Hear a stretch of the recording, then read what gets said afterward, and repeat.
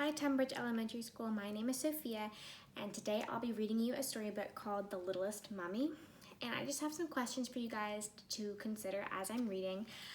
Try to think about maybe why the author and illustrator chose to draw the characters in the ways that they did, and keep a lookout for how each character is drawn differently.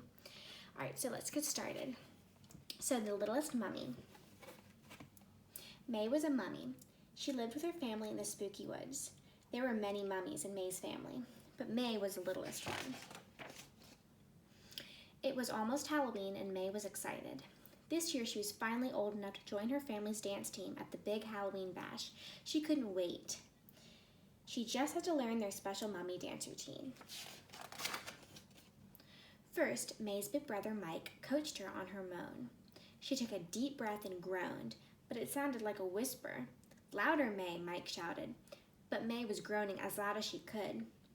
Mike shook his head. "You're not loud enough. Your voice is too little," he said. "Maybe the twins can help." May knocked on the door to her twin sister's bedroom. "I need help with the dance," she told them. So Marnie and Melissa showed May how to shuffle. They shuffled slowly in rhythm, dragging their feet across the room.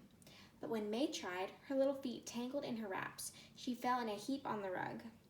"You're way too little," Melissa said. "So small," Marnie added. "How sad." May found her dad in the garage. He was building a special coffin. "I can't do the mummy dance," May sighed. "Nonsense," her dad boomed. "Let's see your scary face." So May stood up extra tall. She put on the scariest face she could. Her dad laughed. "That's pretty cute for a scary face." May frowned. "Do I have to do the mummy dance?" she asked. May's dad wrapped her in a big hug. "Not if you don't want to, but why don't you go see your mother? She might have an idea," he said. May's mom was in the basement. She was making extra tattered wraps for the big night. "Your wraps are ready," May's mom told her. "They'll be perfect for the dance." So May tried them on, but the wraps were too big for her tiny body. She looked like a pile of toilet paper. "I'll have to make some adjustments," her mom said, looking worried. May wandered through the spooky woods. She was sad. She knew there had to be something special she could do, even if she was little. May sat down on a log to think. Just then, she saw something crashing through the trees. It was a witch, and she was just as little as May. The witch fell from her giant broom right in front of May. "Hi," the witch said, brushing herself off. "Hi," May said. "Are you okay?" Wilma sighed. "I'm too little for the broom flying demonstration." May nodded. "I'm too little for the mummy dance." Wilma smiled a big smile. "At least we'll have each other at the party." May smiled too. Soon, Halloween night arrived. All of the spooky woods was celebrating. But when it was time for May's family to start their dance, May stood in the corner and watched. She didn't want to dance. Wilma stood next to her, holding her broom. May's family was really good. The mummy dance finished and everyone clapped.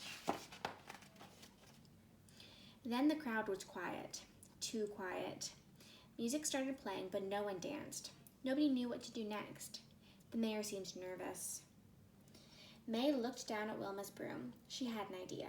May led Wilma to the other side of the dance floor. "Let's do the limbo," she said. Wilma held one end of the broom, and her black cat Tiny held the other end. May shimmied under the broomstick. She and Wilma laughed. So did the whole party. When it was Wilma's turn, a line started to form behind her. Everybody wanted to limbo. The Halloween party was a smashing success, all thanks to May and Wilma. May might have been too little for the mummy dance, but she wasn't too little to find her own special thing. And more important, she was not too little to make a friend. Thanks for listening, everyone.